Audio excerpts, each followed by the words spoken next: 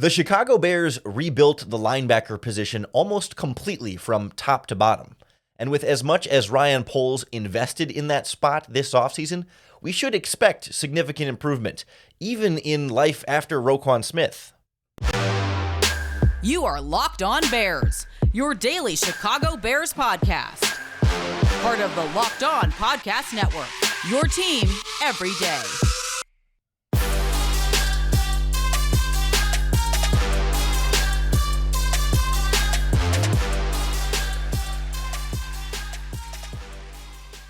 This is Locked On Bears, and I'm your host, Lauren Cox. I'm here to bring you your daily, in-depth Chicago Bears news and analysis. You can follow me on Twitter at CoxSports1. You can follow the podcast on Twitter at Locked On Bears. You can like Locked On Bears on Facebook. Join the Locked On Bears Facebook group for even more Bears talk. And make sure you hit that subscribe button on the Locked On Bears YouTube channel to keep up with all of our video podcasts as well. Thanks for making Locked On Bears your first listen today. We're part of the Locked On Podcast Network, your team every day. And on the show today, we continue our Chicago Bears training camp previews looking at the linebacker position in a bunch of new linebackers, but headlined by Tremaine Edmunds and T.J. Edwards. Gone are Roquan Smith and Nick Morrow. We'll look at what potential upgrade the Chicago Bears are looking at in that transition on a net level there. We will compare Edmonds to Roquan Smith, where there's some real similarities there, but also some differences, and kind of look at what we should expect from Tremaine Edmunds coming to Chicago. Certainly, T.J. Edwards represents perhaps a more significant upgrade over Nick Morrow, and how those two contrast a little bit more than Roquan Smith and Tremaine Edmunds compare. But then also the rest of the linebacker group, perhaps a little more competition for Jack Sanborn, or at the very least, a lot different depth at that position that I think we can feel a little bit more confident and comfortable with in case of injuries at the linebacker spot. But in particular, I'm interested in Tremaine Edmunds, already getting ahead of myself. Those two last names are so close to each other, and they're both T. Ed blanks, and that one's going to get me all season long. But Tremaine Edmunds, as certainly the prized free agent acquisition, the big money contract the Bears handed out this offseason, spending perhaps a similar level of money that they would have been interested in Roquan Smith at. Tremaine Edmunds getting slightly less money than Roquan Smith did, but also I think there's a perception of Tremaine Edmunds as not as good of a player as Roquan Smith, and certainly I think there's an argument to be made in either direction there, but I do think over the course of their short careers so far, Roquan has been a little bit more consistent year to year, whereas Tremaine Edmunds had some early flashes for sure, but then dropped off a little bit and then really peaked this past season in 2022. Like had his clearly best season in Buffalo, despite not making the Pro Bowl and having made the Pro Bowl earlier in his season. But I encourage you to not use that as the measurement of Tremaine Edmunds' success in Buffalo, much like the lack of Pro Bowls is not a great measurement of Roquan Smith's success with the Chicago Bears. But you can clearly see some real similarities between the two, and then some slight differences here and there. Like, of course, Tremaine Edmunds much bigger at 6'5", 250 pounds, but they do have a similar style of speed, athleticism, mobility, range that is rare at the position. Two of the fastest, most athletic linebackers in the NFL. And as a result, they've got great closing speed when they're coming downhill. When a pass is dumped off to a running back or a tight end in the flat and the linebacker is coming downhill full speed, they're going to get there in a hurry and faster than a lot of other linebackers can. I think there's something to be said, too, about man coverage, where I don't think either one is great in man coverage, but they have the speed to run with tight ends and faster players that other linebackers might not be able to get to, especially when we're talking about running in a straight line. If a tight end is going vertical from an inline position and the linebacker just has to turn and run with him, Roquan and Tremaine Edmunds are two of the better linebackers at being able to keep up there in a foot race, a straight line speed type race of being able to be there. They're also both guys that are aggressive in trying to come downhill in the running game, but are not guys that are physical in run defense, right? Neither one loves to take on blocks and try and fight through a blocker, they both prefer to run around blockers in a way that sometimes can allow them to make a big play because of their speed, but sometimes it can make them take a longer path to the ball carrier, and they end up making the tackle just farther downfield after allowing the running back to gain more yards. That was one of my often criticisms of Roquan Smith, is that in that running game is just not being able to close on some of those plays. And Tremaine Edmunds largely did a lot of those same types of things in Buffalo. And so when you apply them then to the Chicago Bears, I think Roquan is a little bit, or over the course of his career, has been a little bit more instinctual in coverage, whereas Tremaine Edmunds has been a little bit like, I don't want to say chicken with the head cut off, but goes full speed and goes all out, and sometimes needs to just be a little bit, not even slower, but just like, see it, then attack it, as opposed to just attack it and then see it, that sort of order. And I think Roquan has been a little bit quicker in the processing department for a lot of his career. Really, I think up until this past season, Tremaine Edmunds, it really seemed to slow down and click for him a bit more in this Bears defense. And if you want more on Tremaine Edmunds, we did a couple of interviews this offseason on separate topics, but with Joe Marino from Locked On Bills. We had him on when the Bears first signed Tremaine Edmunds, and he gave us some great insight in the ups and downs of Edmunds throughout his career in Buffalo and why Joe is a really big fan of Edmunds as a football player. And then we had Joe on again a month or so ago, I think in May, to kind of talk about the Bears team construction over the offseason. And we talked a little bit about Tremaine Edmunds in that one as well. And I think there was some really strong insight there on why things got better for Tremaine Edmunds and how his development went. But given that, there were some questions about Edmunds, puts it all together in 2022, we sort of then assume that he'll continue that, okay, he kind of figured it out and it locked in and now he's good to go. But at the same time, that was after a number of years in the same defense in Buffalo, time to really master that and get comfortable with the play calling, with his teammates, with his coaches, with just everything in Buffalo. And now it's a big transition to Chicago. A slightly different defensive scheme, not drastically different, but different. You've got just a new locker room, new teammates to learn, new coaches to learn, new terminology to learn.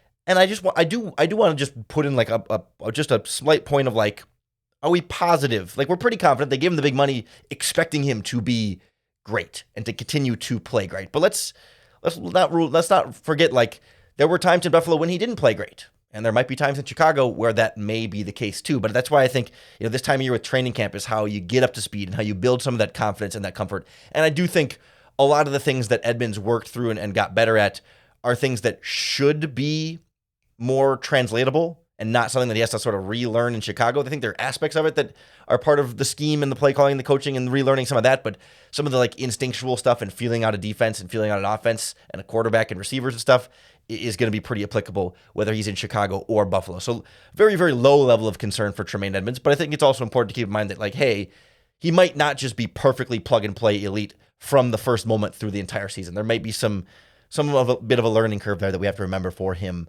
as well. I do think we'll more directly notice the upgrade of T.J. Edwards coming in over Nick Morrow, and how I think, while they're very different styles of players, I think that one is going to be kind of give them the net boost over where maybe Roquan's still better than Tremaine Edmunds, but the value that Edwards does to push up beyond Morrow kind of lifts the whole linebacker crew as a significant upgrade this season. And we'll also check in on Jack Sanborn, who's somehow the most experienced linebacker in this Bears defense in terms of years of service and snaps in this Bears defense, next on Locked On Bears. Now I want to tell you about a new partnership we've got here at the Locked On Podcast Network that I'm excited about, and I know we're all excited about, because our friends at eBay Motors have teamed up with Locked On Fantasy Football and its host Vinny Iyer to bring you some of the best fantasy football picks each and every week throughout this upcoming season. Whether you're prepping for a fantasy football draft right now, or maybe you're scouting the waiver wire during the season, every week we're going to provide you with players that are guaranteed to fit your fantasy football roster. So with your draft prep already underway for this upcoming fantasy season, let's see who Vinny has picked out for us on this week's eBay's Guaranteed Fit Fantasy Picks of the Week. If you're making the first overall pick in your fantasy football draft this year, San Francisco 49ers running back Christian McCaffrey is a guaranteed fit. A healthy McCaffrey is guaranteed to see well more than 300 touches again in his first full season in San Francisco. I mean, he's really the centerpiece of this 49ers offensive engine. McCaffrey checks all the boxes, including his talent, his usage. He's got a high floor and a high ceiling. So run with CMC as the guaranteed fit at number one for a smooth ride to another year of big numbers for your fantasy football team. Like I said, Vinny Ayers from Fantasy Lockdown Fantasy Football is going to help you win your fantasy championship. And eBay Motors knows a championship team is about each player being a perfect fit. And it's the same thing with your vehicle. With eBay Guaranteed Fit and over 122 million parts and accessories for your vehicle right at your fingertips, you can make sure your ride always stays running smoothly. We're talking air filters, brakes, batteries, taillights, alternators, shocks, struts, you name it. eBay Motors has it. And they'll make sure it's the right fit for your car because eBay's Guaranteed Fit helps you understand exactly what part you need for your vehicle the first time. So go forth, switch gears, crank the AC, say goodbye to sweating if your ride needs a little tuning up, because now you'll always know to have the right setup for success from the get-go. With eBay Guaranteed Fit, everything your vehicle is calling for is just a click away. For the parts and accessories that fit your vehicle, just look for the green check. Get the right parts, the right fit, and at the right prices at ebaymotors.com. Let's ride. eBay's Guaranteed Fit, available only to U.S. customers. Eligible items only. Exclusions apply. T.J. Edwards coming in as the running mate to Tremaine Edmunds, I think will be what feels almost more noticeable. Not that you won't notice Tremaine Edmunds. You'll certainly notice comparing Tremaine Edmunds to the second half of last season when Roquan Smith was gone. But I think the Edmunds stuff will kind of feel, it's not going to, I mean, it looks different. It's not going to be exactly the same, but I don't want to oversimplify. You just swap out Roquan for Tremaine Edmunds and it's the same, but at the same time, like those two are fairly close in talent. But I think the consistency that TJ Edwards can provide at the linebacker spot next to Tremaine Edmunds will really go a long way for this Bears defense. That Nick Morrow certainly, was an Iron Man for this defense. He was there for almost every snap defensively this season. I think he missed a little time, but one of the few guys on this defense that played over 1,000 snaps last season. But coming into Chicago from the Raiders, we kind of knew what Nick Morrow was and wasn't, right? He is a similarly athletic linebacker. Ran fast at the combine, was fast in college, has been fast with the Raiders. Like he can get on his horse and move pretty well.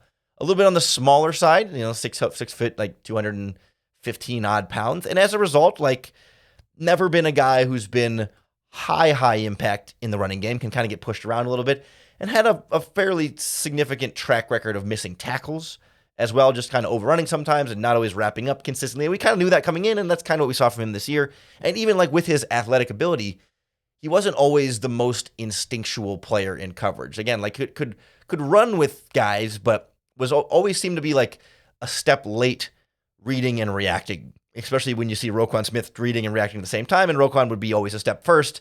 And maybe by comparison, it made Nick Morrow look a little bit slow, but I think you saw some of the same things in the running game as well. That's kind of what he was with Las Vegas. That's pretty much what he was with the Chicago Bears. And in comes TJ Edwards, who's a very different profile of a linebacker. I mean, he's got what feels like almost 30 pounds on him in terms of like size and strength and weight as a more of a thumper at the linebacker position. But as a result, significantly slower. I mean, that's a big reason why he went undrafted, because there were concerns about how well he might be able to hold up as a 3-down linebacker in the NFL. You've got confidence in his ability to step up in the running game, to be physical, to take down ball carriers, to read blocks, to execute his run fit effectively. He was great at that at the University of Wisconsin. But, in coverage, he got by just fine. He actually did quite well, I thought, in coverage in college.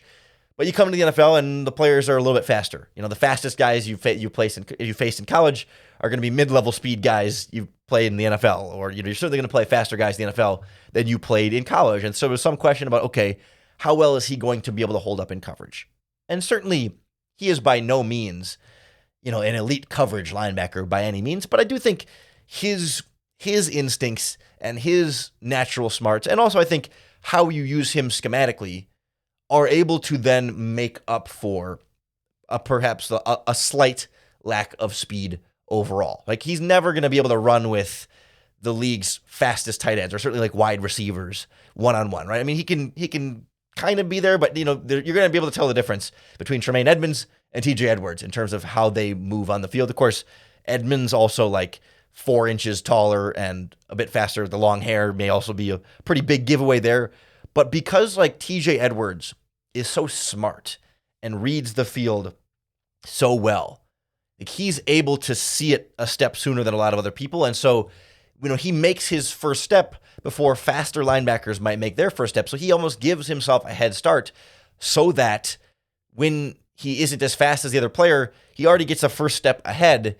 And so maybe he ends up getting there at the same time as a faster player because he got a second head start and got to leave sooner, and then they arrive at the same time because of how long it actually takes them to get to that point. But also in that same vein, like because of his instincts and intelligence, like he takes better angles. He just doesn't guess wrong very often. Like he knows he's not as fast as Nick Morrow or Roquan Smith or Tremaine Edmunds. And so he knows then if the running back is heading towards the sideline and I'm heading towards the sideline trying to chase him, I have to take a certain width of an angle to know that I know where the running back is headed. I know where I have to go with my speed and his speed to cut him off.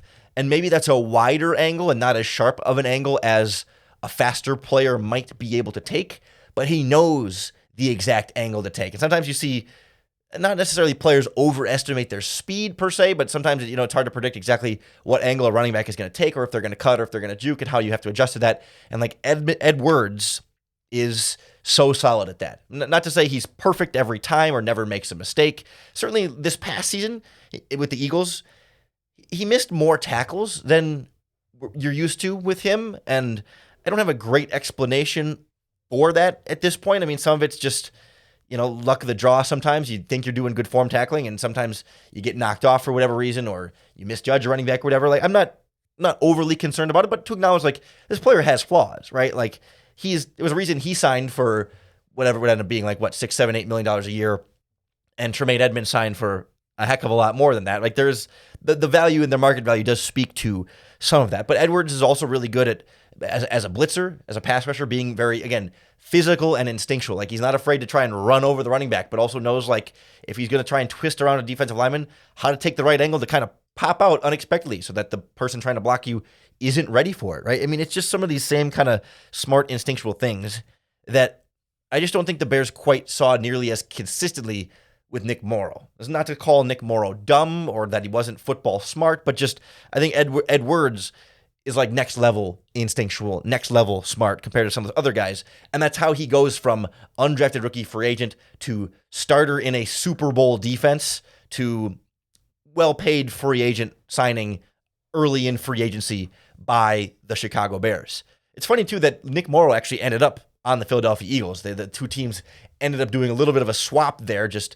Morrow getting a lot less money than Edwards did. But I think when you combine like better instincts from Edwards alongside like a return to a Roquan Smith-like player in this defense, you can feel really good about your two main 3-down linebackers, right? When you're in your base defense, when you have 3 linebackers on the field and only 4 cornerbacks, Jack Sanborn will be the number 3 linebacker. Then when you go to your nickel and you bring in Kyler Gordon in the slot, Sanborn will come off the field and it will be Edwards and Edmonds. And you should be able to feel pretty confident in those two guys. I mean, that's what the Bears went out and got them for, to really be solid players in that spot. And the expectation should be that those guys are great. Those guys are locking it down. Those guys are holding things up.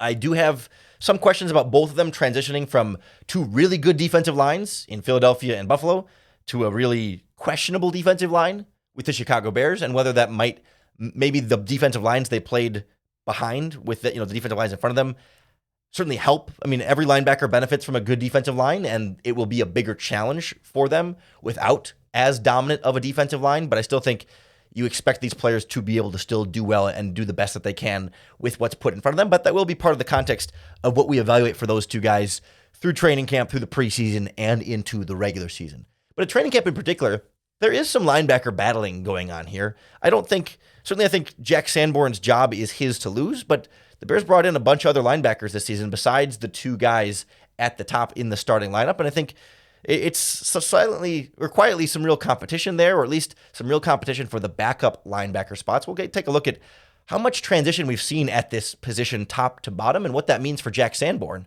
next on Locked On Bears.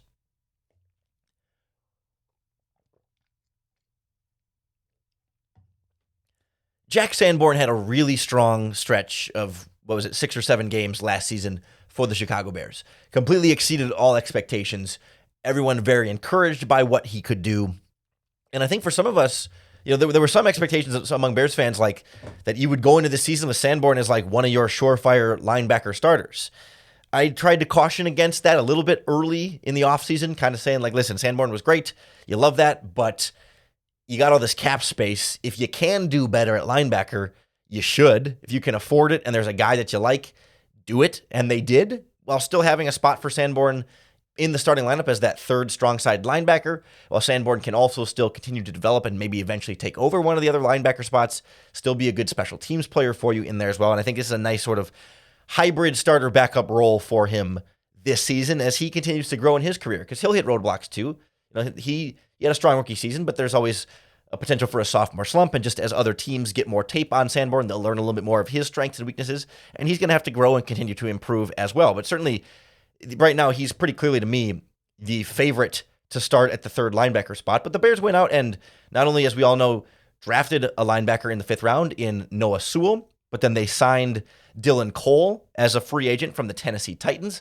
They also brought back Sterling Weatherford from last season, who was brought on waivers at the end of the preseason over from the Indianapolis Colts. Also brought back DeMarcus Gates as well, I believe. And so you've got some guys there, right? You've got some different bodies that there's a lot to like. Noah Sewell, we talked about him on the podcast with one of the hosts of Locked On Oregon Ducks here, or Oregon, excuse me, as people out there say, and many people correct me on. We know he's got some similar instincts. We know like he had some really bright seasons in Oregon, and then scheme kind of changed a little bit and the responsibilities kind of changed his last season, and there was a bit of a drop-off and he falls all the way to the 5th round, but he was a highly touted linebacker prospect, and there's a lot of reason to still think he can develop and grow, and that if, for some reason Sanborn drops off for whatever reason and struggles, Sewell's right there to try and take his spot. Again, it's Sanborn's spot to lose, and I'm fully confident that Sanborn will hold on to it, but, there's always competition on this roster, and the Bears clearly didn't shy away from adding more at the linebacker position. There's also then Dylan Cole, who spent the last 2 seasons with the Tennessee Titans, was on the Houston Texans before that. He's 29 years old. He's been in the league. This will be his 7th season. He's no pushover camp body added to there. He started, I think, 8 games last season for the Titans, I think largely due to injuries. It wasn't the plan for him to be a starter, but got thrown in there and held his own. Wasn't phenomenal. Like, he wasn't so good that he's going to come to Chicago and instantly take over a starting spot, but he has starting experience and has a lot more NFL experience than any of the other linebackers on the depth chart here. Like, he's clearly the most experienced of the backups, I should say. When I say the depth chart, not the starters, but the backups there. Sanborn's in his 2nd season. Weatherford's in his 2nd season. Noah Sewell's in his 1st season. And the other guys on the depth chart are kind of just, camp body, bounce around type players there. But still, like, Cole's been a very good special teams player. He's almost guaranteed a 53-man roster spot. And then there's Sterling Weatherford as well, who they brought on right away at the end of preseason and kept throughout the entire year in this linebacker core, are clearly kind of developing him through this process. But like, going through this linebacker depth chart, it really stood out to me that who's played the most snaps in the Chicago Bears defense is Jack Sanborn. Like, Sanborn and Weatherford are the only 2 players on this linebacker roster right now that were part of this roster last season. And so there's a certain interesting dichotomy there where, Sanborn is still really young and in the 2nd season and learning, and yet, Tremaine Edmunds and T.J. Edwards come in and they can kind of look to Sanborn and say, hey, Jack, how do we do this? Like, he's the young kid, but also the one who's somehow been here the longest. It's only, 3 more months than Weatherford, but still, he's been here the longest and knows these coaches better than anywhere else. And I also find it interesting, too, that, like, Sanborn was the defensive hero of last season and the guy that we were all super excited about heading in the offseason, and then all of a sudden, 4 or 5 new linebackers around him and new competition around him. Like, he was kind of the belle of the ball, the exciting future of the linebacker position in Chicago, what felt like glimpses of the next great Bears linebacker, and then the team goes, oh, well, Edwards, Edmonds, Cole, Sewell, 3 free agents, and not a high draft pick, but a 5th round pick is not nothing either, and that was all of a sudden, like, a kind of a whirlwind from, like, Sanborn was the hero to now there's, like, competition and guys fighting for his job or fighting for roster spots, pushing him, developing behind him, that he has to stay on top of things to keep his job and to continue to grow in this Chicago Bears defense. And we're going to see that play out at training camp. Really excited to see what Noah Sewell looks like at the NFL level. how good Dylan Cole actually looks, if he's just a special teams guy who you don't really feel like is a good spot starter, or if he looks like a guy who could really compete for that spot and maybe start to push Sanborn more and more. How confident would you be in Dylan Cole if, say, there's a short-term injury or even a long-term injury, but for one of the starting linebackers, and Cole might be the first one up there, or Noah Sewell too, as a rookie? Would he be ready to step into that kind of position? And how does Jack Sanborn do in year 2? What kind of steps forward and progress do we see from him? And does Sterling Weatherford become something to really, like a name we need to know, or just a name that they like but never really ends up panning out into something better than a special teams player? Because all those guys are going to have to contribute on special teams, especially with them losing the likes of Matthew Adams and Joe Thomas, big-time special teams linebackers last season. We went through special teams as our first training camp preview earlier this month. If you want to go through it, we're going backwards through the positions: special teams, safety, cornerback, now on linebackers, working our way all the way back to the offense, and the quarterback position will be last to get you ready for Chicago Bears training camp. So make sure you hit that subscribe button on YouTube or wherever you listen to podcasts, because that's going to be the best way to keep up with all of our in-depth Chicago Bears news and analysis. We're not quite daily at this stage of the offseason. Still a little bit of our slow time, but as we get closer to training camp, we're going to ramp back up to 4 and then a full 5 days a week of Locked On Bears podcast. And then that's staying. I mean, we do that almost year round, like 10 months out of the year, almost more like 10 and a half months out of the year. We are 5 days a week for you. We don't miss very often unless I'm really sick or occasional off-season vacations, but we're here year round. And so that's why you have to subscribe to keep getting your Bears analysis. And of course, we're here year round for you to give you that next opportunity almost every single day to bear down.